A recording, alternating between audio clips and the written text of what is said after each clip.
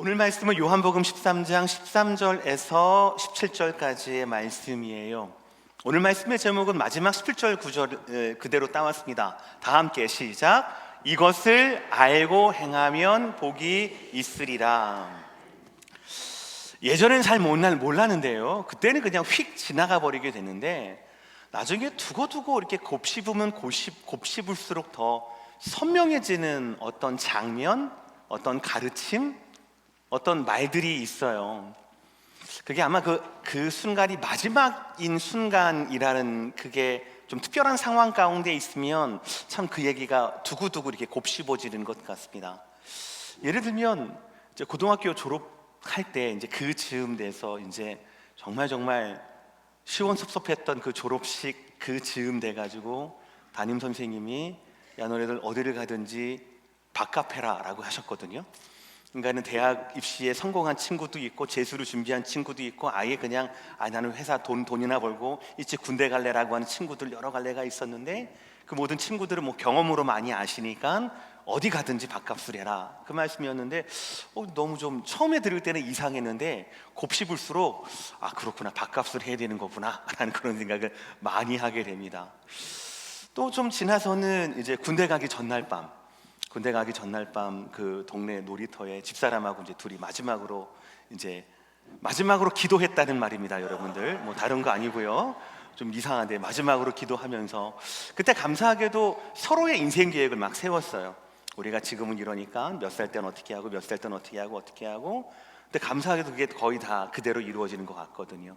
우리가 지금은 비록 헤어지지만, 뭐 기다려줄지 어떨지 모르겠지만 어쨌든 헤어지지만 이 미래를 위한 한 걸음 한 걸음 우리 성실하게 잘 해오자라고 하면서 그때 되게 멋있는 말을 했던 것 같아요. 제가 서로에게 그런 것도 기억이 남고, 2007년 8월 4일에는 저희 온 가족이 아이 둘 같이 함께 보스턴으로 이제 유학을 오던, 그래서 이제 영종도 공항에서 이제 세이 굿바이를 하던 그때인데, 부모님은 이제 너무 상심이 크시니까 저도 그렇고 집사람도 그렇고 다 맞이거든요. 그러니까 저희 집 식구들, 처가 집 식구들, 뭐 나올 수 있는 사람 다 나와가지고 막 눈물바다가 돼가지고 막 하고 있고, 애들 둘은 4살 2살은 막 좋아서 뛰어댕기고 있고요. 막 저는 처음 미국을 가보는 거라 샌프란시스코를 거쳐서 보스턴 가야 되는데 샌프란시스코 공항이 어디서 나와서 어디로 들어간지도 모르고 뭐 그래가지고 막 쿵쾅쿵쾅 막 이렇게 뭐 이미그레이션은 어떻게 하는지 모르고 막 너무 긴장되어 있고 있는데 부모님은 계속 차 조심해라, 운전 조심해라, 몸 건강해라,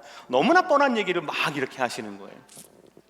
그때 당시에는 뭐 고등학교 졸업 때는 시원섭섭해서, 군대 가기 전날 밤에는 너무너무 서운해서, 그리고 또 유학 오기 전에는 더 좋은 꿈, 푸른 꿈이라고 하는 그 대의가 더 있어서 그 순간은 금방 잊어버려요. 금방 잊어버리고 여러 가지 격동하는 감정 때문에 금방 잊어버리다가 시간이 지나면 지날수록 맞아, 고등학교 선생님이 이름도 기억 안 나요. 근데 그 담임 선생님이 밥값하라고 하셨지. 진짜 맞는 말이네. 집사람이 그때 굉장히 서로 어렸을 때도 불구하고 저 먼 하나님의 소명을 위해서 우리 한 걸음 한 걸음 성실하게 하자라고 했지. 그때 아버지가 그때 운전 조심하라고 했는데, 두고두고 생각하면 그게 맞는 얘기인 것 같아요. 그 시간이 마지막 가르침이라고 생각을 한다면 그 가르침이 어떤 내용인지와 더불어서 그 가르침은 자체로, 마지막이라는 그 가치 자체로 우리에게 굉장히 깊이 남아있는 것 같습니다. 아마 여러분들도 그런 마지막 가르침, 그리고 아마 결코 지워지지 않을 그런 가르침들이 있을 것이라고 생각을 합니다. 오늘 예수님께서 제자들에게 남기신 가르침도 마찬가지입니다. 오늘 본문이 사실 공식적인 제자와 예수님과의 사이에 정상적인 평온한 상태에서의 마지막 가르침의 현장이었거든요.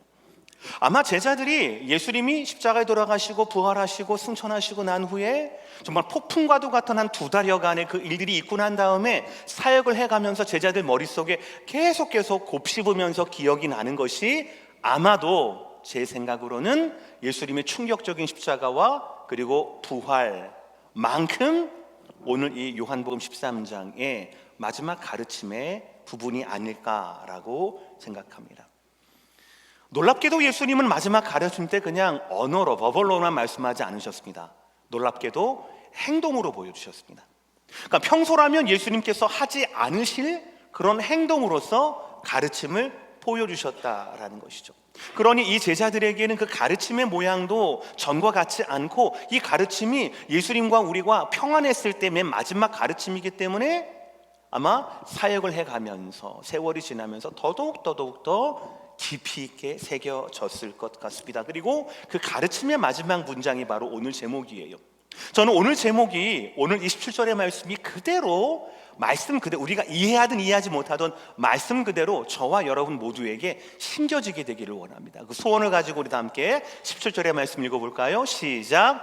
너희가 이것을 알고 행하면 복이 있으리라. 다시 한번 시작. 너희가 이것을 알고 행하면 복이 있으리라. 근데 우리가 이 복이 있으리라라는 이 말씀, 복을 받기 이전에 알고 행하면 복이 있다라는 말씀이에요. 알고 행하면, 이 말이 무슨 뜻입니까? 아는 것에서, 예수님이 선생님이니까 제자들에게 가르치는 것, 가르침을 보여주고 가르침을 배우고 알고 하는 것에서 끝나면 안 된다라는 것이죠. 알고 행해야 복이 있다라는 것이죠. 행해야 한다라는 겁니다. 왜냐하면 기독교 신앙은 단순한 관념과 이론과 철학이 아닙니다. 우리는 지난주에 욥의 간증을 들었습니다. 신앙은 이론의 문제가 아닙니다. 삶의 문제입니다. 신앙이라고 하는 것은 물론 그 시작은 하나님을 아는 지식으로 알 수 있습니다. 하나님을 아는 지식의 그 사모함으로 인하여서 우리의 신앙은 믿음의 길을 시작할 수가 있어요. 그러나 결코 하나님을 아는 것과 하나님을 경험하는 것이 갈라지게 된다라면, 그 사이가 구별된다라면 그것은 진정한 알미라고 할 수가 없다라는 것이죠. 신앙은 지식의 문제가 아닙니다. 이론의 문제가 아닙니다. 욥의 경우처럼 신앙은 삶의 문제다라는 것 있죠. 그러니 배운 것에서 끝나지 않는다라는 것이죠. 배우고 행하면, 이를 알고 행하면 복이 있으리라라는 것. 그러므로 저는 오늘 이 말씀이, 요한복음 13장의 이 말씀이 2000년 전 12명의 제자들을 향한 말씀일 뿐 아니라 오늘 저와 여러분을 향한 하나님의 예수 그리스도의 마지막 밤, 마지막 가르침이라고 저는 여겨집니다. 그래서 오늘 말씀을 통하여서 세 가지 질문을 제자들에게 하셨던 그 질문을 바로 저와 여러분께 함께 나눠보고자 합니다. 첫 번째 질문은 이것입니다. 여러분 뭐라고요? 시작. 대로 살고 있습니까? 여러분이 예수님을 뭐라고 부르든 뭐라고 부르는 그 부르는 대로 살고 있느냐라는 말씀이에요. 13절의 말씀 제가 읽어요. 너희가, 즉 제자들이 나를, 즉 예수님을 선생이라 혹은 주라 하니 너희 말이 옳도다. 내가 그러하다라는 거죠. 예수님께서는 제자들이 예수님을 선생님이라 부르든 주님이라 부르든 상관하지 않으셨습니다. 모두가 옳다, 내가 그다라고 말씀했어요. 그러나 중요한 것은 바로 뭐냐면 우리가 예수님을 부르는 것, 그거 아니라 부르는 대로 살고 있는가라는 거죠. 그러니 이 질문의 의도는 다음과 같이 정리될 수 있습니다. 예수님을 부르는 것은 쉬워요. 그러나 어려운 것은 뭡니까? 중요한 것은 뭡니까? 예수님을 따르는 것이다라는 것이죠. 여러분들은 이 명제, 제가 정리한 이 명제 가운데 어떻게 동의하십니까? 제자들은 예수님은 선생님 혹은 주님이라고 불렀습니다. 당연하죠. 모든 제자들, 특히 12명의 제자들은 예수님의 직접적인 선택을 받았습니다. 모든 제자들은 지난 3년 동안 예수님과 동거동락했습니다. 모든 제자들은 예수님의 너무너무 위대한 표적과 더불어서 권위 있는 말씀을 가장 가까이에서 그 말씀의 해석까지 들었습니다. 그런 예수님과 제자들의 이 특별한 관계와 특별한 이 가르침 가운데 당연히 제자들은 예수님을 선생님 혹은 주님이라고 부르는 것이 당연하고 자연스러운 일입니다. 그러나 중요한 것이 무엇입니까? 그렇게 예수님을 선생님 혹은 주님이라고 부르는 자들 가운데 누가 포함되어 있느냐? 바로 유다도 포함되어 있다라는 사실이에요. 유다 같은 자도 포함되어 있다라는 것입니다. 기억하셔야 합니다. 유다도 예수님을 선생님이라고 불렀습니다. 유다도 필요하다면 예수님을 주님이라고 불렀을 겁니다. 유다도 필요하다면, 아니 많은 사람들이 신임해서 유다에게 돈꾀를 맡을 정도였습니다. 유다도 오늘 본문 바로 직전에 있었던 예수님께 그 발을 닦음 받았던, 섬김을 받았던 그 사람이에요. 유다도 그랬습니다. 그러나 바로 그날 밤 이 유다는 예수님을 은삼십에 팔고 맙니다. 그리고 자기의 길, 사망의 길로 가게 된다라는 것이죠. 여러분, 오늘 이 본문의 이 상황, 이 배경, 이것은 결국 우리에게 무엇을 말하는 겁니까? 두 가지예요. 우리가 입으로는 예수님을 주님이라고 부를 수 있다는 거죠. 아무런 거리낌 없이요. 그러나 정작 중요한 것은 뭡니까? 우리가 부르는 대로 살고 있는가? 예수님을 선생님이라고 부른다라면 제자로서 살고 있는가? 예수님을 주님이라고 부른다라면 우리는 예수님의 종으로서 살고 있는가? 이게 더욱더 중요하다라는 것이죠. 너희가 나를 무엇이라 부르든 그것은 다 옳아. 그러나 정말 중요한 것은 정말 그렇게 살고 있느냐라는 말씀이지요. 이 가르침은 예수님의 공생애 내내 계속되었어요. 누가복음 6장의 말씀을 보면 너희는 나를 불러 주여 주여 하면서도 뭐라고요? 어찌하여 내가 말하는 것을 행하지 아니하느냐. 주님이라고 하는 주님을 향한, 예수님을 향한 우리의 호칭이 진실되려면 그렇게 불러서가 아니라 우리의 행위, 우리의 삶이 그 호칭에 따라야 한다라는 것이죠. 이것은 여러분 단순히 교회와 신앙에만 관계된 일이 아닙니다. 우리의 일상과도 관계가 있습니다. 여러분의 직장에서 여러분이 예수님이 내 주님이다 라고 고백하면서도 희생보다 권리를 더 많이 주장한다라면 안 맞는 겁니다. 부르는 대로 살고 계시지 않는 거예요. 가정에서도 여러분이 만약에 예수님 내 주님이라고 말하면서도 가족에게 야 먼저 나를 섬겨줘, 나를 좀 대접해줘 라고 한다라면 안 맞는 거예요. 부르는 대로 살고 계시지 않는 겁니다. 교회에서 우리가 예수님을 나의 주님이라고 부르면서도 섬기기보다 다른 사람들에게 인정받고 싶은 마음이 더 우위에 있다라면 그거는 부르는 대로 살고 있는 것이 아닙니다. 조금 더 말씀드릴까요? 위험한 겁니다. 우리도 유다가 될 수가 있다라는 것이죠. 그렇다면 우리는 어떤 자세로 살아가야 합니까? 잘 들으세요, 여러분들. 어떤 상황에서도 우리는 하나님의 말씀을 하나님의 권위로 받아들여야 돼요. 다시요. 어떤 상황에서도 우리는 하나님의 말씀을 하나님의 권위로 받아들여야 한다라는 것이죠. 즉 하나님 말씀을 내가 이해할 수 있을 때만 하나님 말씀이 아니라 이해할 수 없을 때에도 하나님의 말씀으로 그 권위로 받아들여야 한다는 거죠.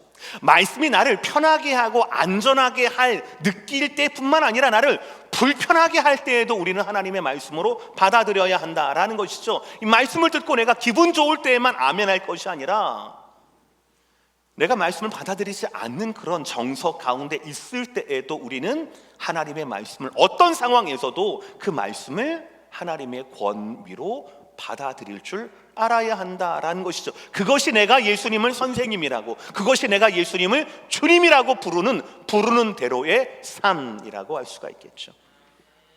여러분, 제가 어떤 상황에서도 라고 말씀을 드렸습니다. 평범한 교훈으로는 이 어떤 상황에서도 이렇게 해야 한다라고 하는 이것을 잊어버리기가 쉬워요. 그래서 예수님은 제자들과의 그 마지막 밤에 아주 강렬한 방법으로 제자들에게 어떤 상황에서도 너희는 내 말대로 해야 한다, 나를 따라야 한다라는 이 가르침을 우리에게 던져주십니다. 14절 15절의 말씀 다 함께 읽어요. 시작. 내가 주와 또는 선생이 되어 너희 발을 씻었으니 너희도 서로 발을 씻어주는 것이 옳으니라. 내가 너희에게 행한 것 같이 너희도 행하게 하려 하여. 이 말씀은 우리에게 두 번째 질문을 하게 합니다. 두 번째 뭡니까? 우리는 과연 부르심대로 살고 있는가라는. 첫 번째는 우리가 예수님을 선생이라고 부른다라면, 예수님을 주님이라고 부른다라면 제자답게 종답게 살고 있는가를 점검하시라는 겁니다. 그렇지 않다면 여러분의 고백과 여러분의 삶은 아니라는 것이죠. 두 번째는 뭐냐면 더욱더 강력합니다.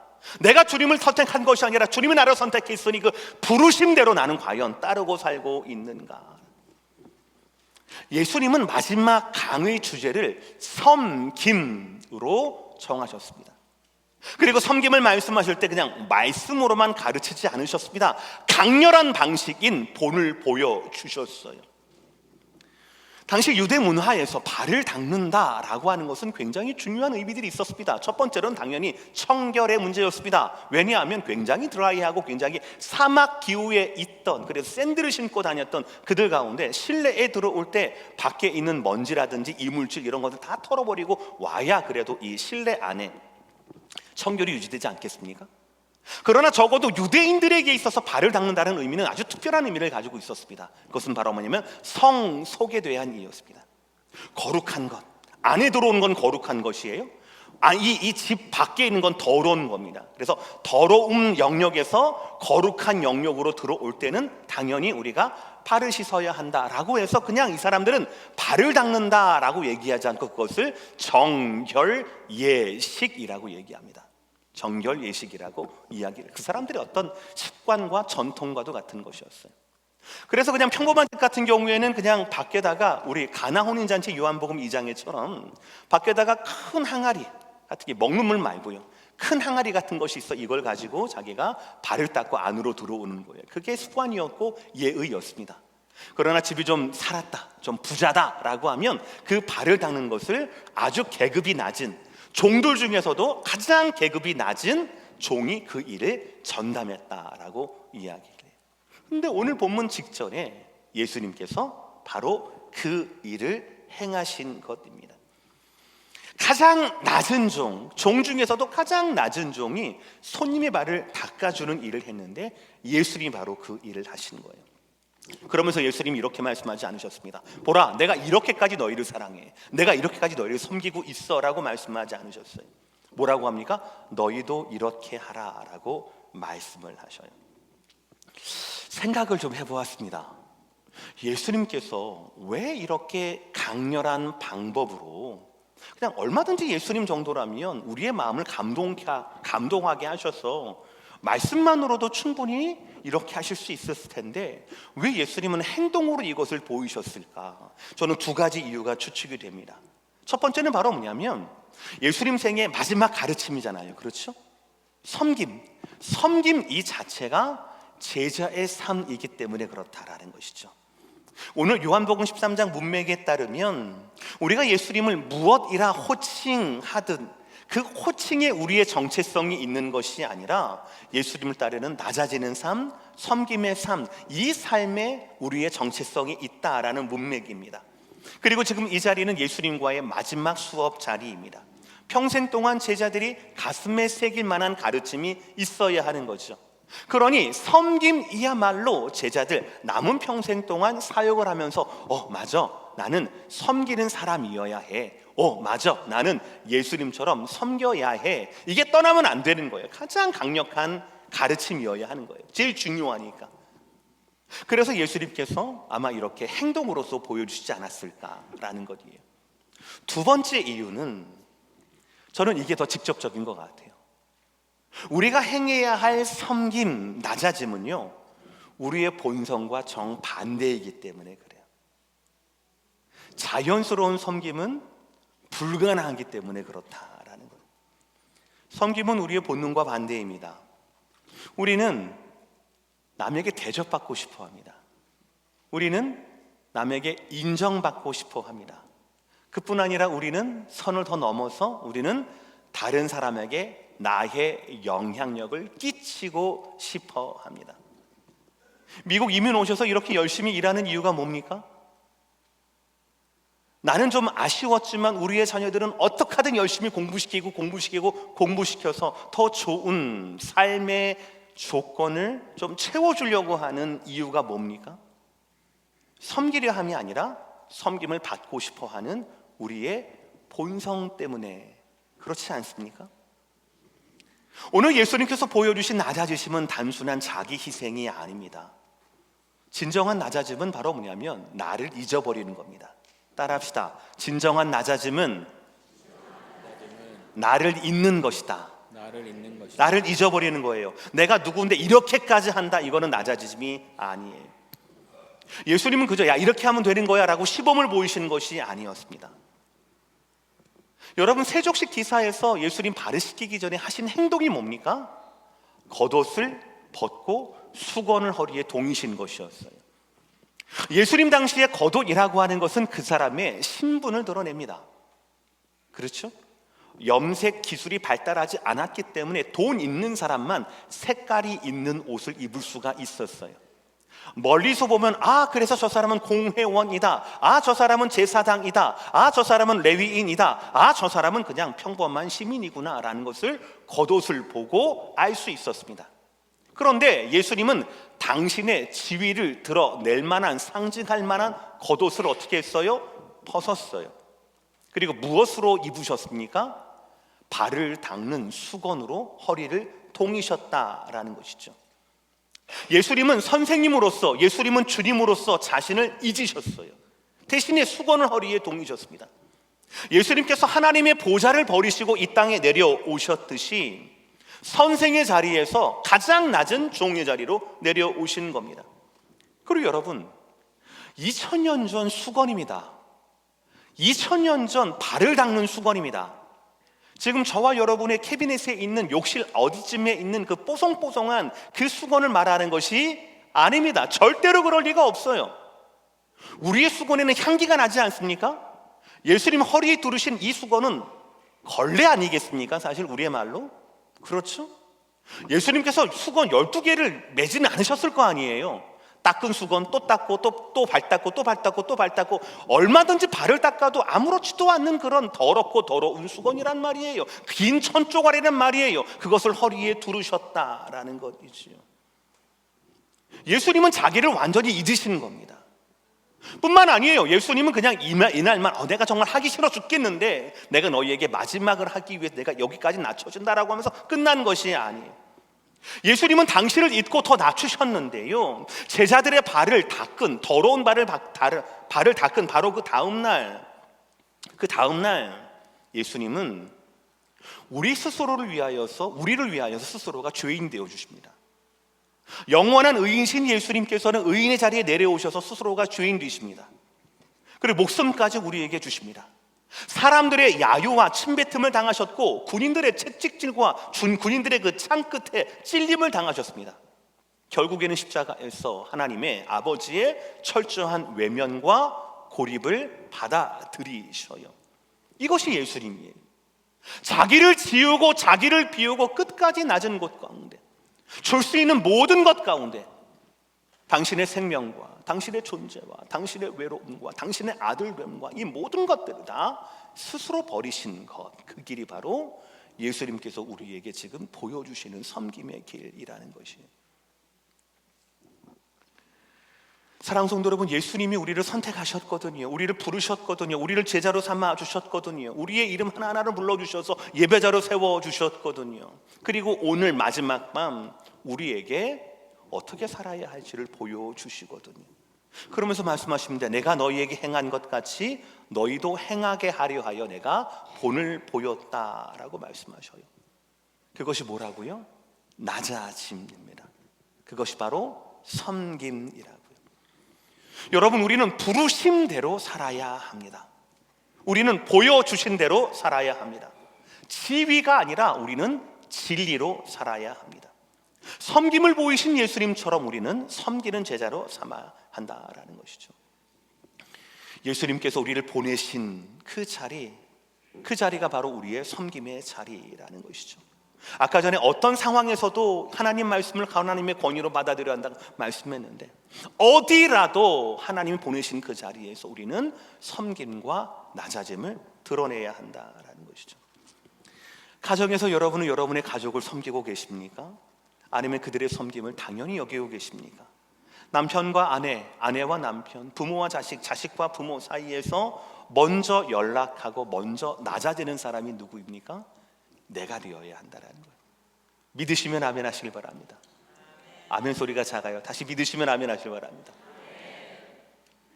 교회에서는 어떻습니까? 하나님의 은혜로 여러분들이 섬기는 자리에 있다라고 하면 기꺼이 그 사명을 감당하셔야 합니다. 그런데 참 재미있는 것은 교회에는요, 섬김의 자리가 두 가지가 있습니다. 그 섬김의 자리가 보이는, 눈에 띄는 자리가 있고요, 눈에 보이지 않는 자리가 있습니다. 그러면 되도록 눈에 보이는 섬김의 자리보다는 눈에 보이지 않는 섬김의 자리, 진정한 섬김의 자리, 사람들의 박수보다는 하나님의 위로만을 기다릴 수밖에 없는 그 자리, 섬김의 그 자리를 우리는 더 사모해야 하는데 과연 내가 그러고 있는가라는. 여러분의 직장과 여러분의 이웃 가운데는 어떻습니까? 저는 적어도 이렇게 생각합니다. 급한 일이 있거나 곤란한 일이 있을 때 급하게 연락할 적어도 3사람 중에 1사람이 우리 교회 성도가 되었으면 하는데, 그런 것이 정말 섬김의 삶을 살고 있는 그런 사람들 아니겠습니까? 그런 삶을 보여주는 사람이 아니겠는가라는 것이죠. 여러분이 계신 그곳이 하나님이 보내신 곳입니다. 그래서 우리는 그곳에서 소금으로 빛으로 우리의 삶을, 신앙을 드러내야 한다. 이것이 바로 우리를 부르신 부르심대로 사는 방법이다라는 것이죠. 그러면 여태까지 우리가 과연 예수님을 선생으로 주님으로 부르는 대로 살고 있는가? 또 주님께서 나를 택해 주신 그 부르심대로 살고 있는가? 이 2가지 질문은 다음과 같은 자연스러운 마지막 질문을 우리에게 남깁니다. 무지무지 어렵거든요. 그럼 이렇게 질문해야 돼요. 어떻게 가능한가라는 거. 어떻게 가능한가? 자연스럽지 않은 그것이 어떻게 가능한가? 말씀은 답합니다. 진리를 알고 행해야 한다라고 말해요. 오늘 말씀 마지막 구절이에요. 16절과 17절의 말씀 다 함께 읽겠습니다. 시작. 내가 진실로 진실로 너희에게 이르노니 종이 주인보다 크지 못하고 보냄을 받은 자가 보낸 자보다 크지 못하나니 너희가 이것을 알고 행하면 복이 있으리라. 아멘. 너무 큰 위로가 되는 것은 예수님께서 아시고 있다라는 거예요. 제자들의 한계, 우리의 한계, 제자들의 죄성과 우리의 죄성을 알고 계시다라는 거예요. 낮아짐과 섬김이 우리의 본성을 거스린다, 현실 가운데 그것을 드러내는 것이 참 쉽지가 않다라는 것을 아신다라는 거예요. 그래서 진실로 진실로, 우리 16절의 말씀에 진실로 진실로라고 말씀해요. 이 진실로 진실로라는 말씀을 원어로 보면 진짜 아멘 아멘이에요. 아멘 아멘. 여러분 아시겠지만 아멘이라는 말은 동의합니다, 참으로 그렇습니다 라고 하는 히브리 말입니다. 그래서 구약에서는 아멘이 누구누구의 기도 아멘, 누구누구를 향한 축복 아멘 이렇게 나와요. 다른 신약도 마찬가지입니다. 마테마가, 누가복음도 그렇고 서신서도 마찬가지예요. 누구누구를 축복할 때 아멘, 간혹 가다가 누구누구를 저주할 때 아멘 이렇게 해요. 네, 참된 말씀입니다, 저도 동의합니다 라는 뜻이에요. 그런데 유독 요한복음에서는 이 아멘이 문두에 쓰입니다. 처음으로 나와요. 그리고 아멘 한마디도 나오지 않고 아멘 아멘으로 나와요. 그래서 요한복음에서 이렇게 아멘 아멘 진실로 진실로로 나오는데 이것이 무려 25번이나 나와요. 그러니까 요한복음에서 진실로 진실로라고 하는 이 말씀 아멘 아멘이라는 말씀은 그냥 단순히 이게 진짜 말이야, 참된 말이야 라는 의미가 아니라 마치 이렇게 얘기하는 것 같습니다. 자, 이제 내가 너희에게 말할 것이 있는데 잘 들어야 돼. 이거는 단순한 조언이 아니야. 너희가 반드시 기억해야 할 거야. 이게 바로 진실로 진실로 너희에게 이르노니예요. 요한복음에서는 무슨 말입니까? 뒤따라오는 말씀이 종이 주인보다 크지 못하고 보냄받은 자가 보낸 자보다 크지 못하다라는 말씀이에요. 이 말씀이 알 듯 말 듯, 이해가 될 듯 안 될 듯 하지요. 그렇죠 여러분들? 이게 무슨 말입니까? 예수님께서 낮아지셨다라면 제자들은 당연히 낮아져야 한다는 겁니다. 예수님께서 섬기셨다라면 제자들도 당연히 섬겨야 한다라는 뜻입니다. 그러나 제자들에게 이 세상에서 우리에게도 이 길이 쉽지 않다라는 것을 예수님은 너무나 잘 아셨어요. 왜냐하면 앞서 말씀드린 대로 섬기는 삶은, 낮아지는 삶은 우리의 본성과 반대가 되기 때문에 그렇습니다. 우리는 섬김보다는 권력을 원해요. 희생보다는 안전을 원하거든요. 낮아지기보다는 높아지기를 원합니다. 그래서 이 길이 어려운 겁니다. 그런데 여러분, 더욱 중요한 것은 예수님은 제자들과의 마지막 수업에서 섬김을 가르치실 뿐 아니라 우리가 가진 섬김의 한계를 아셨다라는 거예요. 그래서 주님은 절대로 우리가 실패에도 불구하고 잊혀지지 않는 마지막 강렬한 마지막 가르침의 방법으로 가장 낮은 종이 할 만한 그런 일을 직접 보여주시고 우리에게 진실로 진실로라고 말씀하셨어요. 보여주심을 통하여 제자들의 눈 가운데 섬김이 진정 우리의 정체성이라는 것을 새겨주셨을 겁니다. 그리고 제자들에게 진실로 진실로 내가 섬겼으면 너희도 섬겨야 해라는 말씀을 통하여서 제자들의 영혼 가운데 쉽사리 잊혀지거나 지워지지 않는 하나님의 진리의 말씀을 새겨주셨다라는 것이죠. 그러면서 이렇게 예수님 말씀을 맺어요. 17절의 말씀 오늘의 제목입니다. 시작. 너희가 이것을 알고 행하면 복이 있으리라. 아멘. 알고 행하면. 안다라는 것에는 그렇지, 예수님이 낮아지셨지. 하늘 보좌에서 이 땅으로, 이 땅에서 가장 낮은 종의 모습으로, 또 거기에서 십자가까지 예수님은 끝까지 낮아지셨지. 죽음의 그 무덤까지 낮아지셨지 라는 것만이 아니라 낮아짐과 그리고 섬김의 삶은 우리한테 너무나 큰 숙제이고 너무나 큰 한계이지라는 것도 안다라는 것이 포함된다라고 저는 생각을 해요. 우리 중에는 가끔 그런 생각을 많이 합니다. 목사님, 저는 너무너무 연약해요. 예수님을 사랑하지만 예수님처럼 따라 사는 게 너무너무 저한테는 힘들어요. 그러니까 자꾸 저한테 그런 말 하지 마세요. 자꾸 저한테 전화하지 마세요. 저한테 눈 맞춰주지 마세요. 맞아요. 그렇습니다.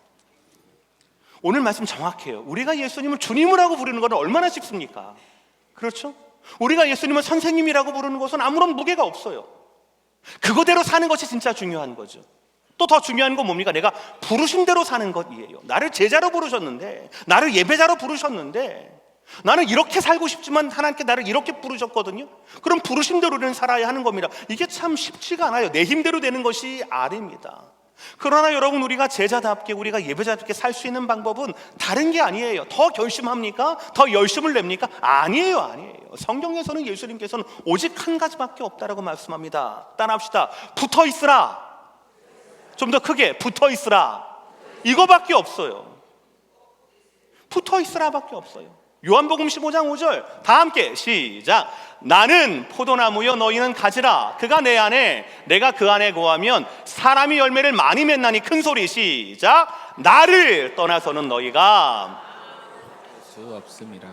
나를 떠나서는 너희가 아무것도 할 수 없다라는 것이에요. 제자로서 예배자로서 우리는 아무것도 할 수가 없다라는 겁니다. 나를 떠나서는. 기독교는 도덕적으로 선한 사람이 되는 것이 아닙니다. 조금 더 완벽한 인간이 되는 것을 목적으로 하지 않습니다. 기독교는 예수님께 초점이 있습니다. 예수님의 은혜를 받는 사람들이 변화를 받는 것입니다. 그걸 경험하는 거예요. 그래서 먼저 우리는 예수님께 내가 사랑받는 존재이구나라는 것을 알아야 합니다. 그리고 우리는 하나님의 은혜가 지워지지 않은 은혜가 나에게 있구나라는 것을 알아야 합니다. 그리고 먼저 우리 오늘 본문처럼 예수님께서 나를 위해 먼저 낮아지셨구나, 끝까지 낮아지셨구나라는 것을 우리는 알아야 합니다. 이거를 경험을 해야 해요. 그때야만 우리는 진정한 섬김의 삶을 살 수가 있다는 것이죠. 그러므로 우리가 예수님의 그 섬김의 삶을 따라 살기 위해서 우리는 가장 먼저 예수님과의 관계를 더욱더 깊이 해야 합니다. 오늘의 예배에서 매 순간 여러분들의 기도 가운데, 말씀 가운데 성령 하나님의 도우심 속에서 예수님께서 주시는, 예수님만 주실 수 있는 은혜를 사모하고 경험해야 한다라는 것이죠. 그래야만 순종이 가능하고, 그래야만 섬김이 기쁨이 되는, 우리의 본성을 거스르는 그런 놀라운 삶을 드러낼 수 있다라는 것이죠. 그렇게 해서 우리는 결국 오늘 주님의 말씀대로 복된 삶을 살 수가 있다라는 거죠. 우리 다 함께 다시 한번 17절 시작. 너희가 이것을 알고 행하면 복이 있으리라. 너희가 이것을 알고 행하면. 사랑하는 성도 여러분, 섬김을 방해하는 여러분 내면에 있는 두려움이 있을 거예요.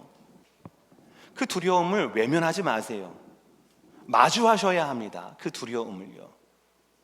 내가 섬기면, 내가 낮아지면 손해볼 것 같은 그런 두려움이 있거든요. 먼저 희생해도 아무도 알아줄 것 같지 않을 것 같고요. 내가 나서서 섬기면, 내가 발런티어하면 나를 호구로 보나? 사람들이 나를 만만하게 볼 것 같은 그런 두려움이 있거든요. 제자의 길을 가게 되면, 십자가의 길을 가게 되면 사람들은 나를 당연히 어리석은 사람 취급합니다. 왜냐면 십자가의 도가 세상에서는 어리석거든요. 세상에서는 거치는 거거든요. 아이고 좀만 있으면 봐봐라, 세네 걸음 가고 난 다음에 넘어지고 마지, 내 그럴 줄 알았어 라고 하는 게 세상 사람들이 말하는 제자의 길입니다. 그러나 중요한 게 뭡니까? 예수님이 그거를 원하신다라는 겁니다. 오늘 본문을 통하여서 예수님 마지막 가르치면서 우리에게 세 가지를 질문합니다. 야, 너는 네가 나를 선생이라 혹은 주인이라 부르는데 부르는 대로 살고 있느냐? 야, 내가 너를 불렀잖아. 너는 나의 부르신 대로 살고 있느냐? 어려워? 그러면 어떻게 해야 그것이 가능하다고 생각하느냐? 이것을 알고 행해야 한다. 그러면 복이 있다라는 말씀이 되는 것이죠. 포도나무이신 예수님께 붙어 계시면 됩니다. 본을 보이신 예수님께 눈을 떼지 않고 계시면 됩니다. 알고 행하면 됩니다. 될 뿐 아니라 성경은 이것을 복이 된다라고 말씀하셔요. 저와 여러분이 시험 당하고 저와 여러분이 넘어지는 모든 이유는 유일합니다. 예수님에게서 눈을 떼기 때문에 그래요. 예수님에게서 떨어져 있기 때문에 그렇습니다. 그러니 온갖 세상의 근심과 폭풍 내가 다 견뎌야 할 것으로 생각을 하시는 거죠. 포도가지가 어떻게 폭풍을 견딥니까? 포도가지가 어떻게 그 여름의 뙤약볕을 견딜 수 있겠습니까? 포도나무 그 가지 안에 무슨 포도 열매 그거 있겠습니까? 없습니다. 연결될 때에만 폭풍을 두려워하지 않을 수 있고, 연결될 때에만 하나님이 주시는 그 시절을 쫓은 열매를 맺을 수가 있다라는 것이죠. 사랑하는 성도 여러분, 주님께서 오늘 제자들과의 마지막 시간, 마지막 가르침, 낮아짐과 섬김, 몸으로 보여주시고 본을 보여주셨던 그 가르침, 진실로 진실로라고 우리의 영혼 가운데 새겨주셨던 그 진리의 이 말씀, 그러나 이 말씀을 그냥 우리가 알고 행하면 넘어집니다. 부딪힙니다. 한계를 느낍니다. 그러나 사랑하는 성도 여러분, 예수님에게서 눈을 떼지 않고 예수님께 항상 연합하여 붙어 있으면서 우리 연약함을 알 때마다 예수님을 기억하고 예수님께 기도하며 예수님께 힘을 달라고 능력을 달라고 기도할 수 있는, 그래서 결국 복이 되는 제자의 길을 걸어갈 수 있는 저와 여러분 모두가 되시기를 주의 이름으로 축복합니다. 어떤 상황에서도 하나님 말씀을 하나님의 권유로 받아주시기를 주의 이름으로 축복합니다. 어디에든지 간에 그곳이 바로 하나님께서 여러분을 보내신 곳이라 생각을 하시고 그곳에서 낮아지는 삶의 모습으로 섬기는 삶의 시작으로 나아가게 되기를 주의 이름으로 축복합니다. 기도하겠습니다.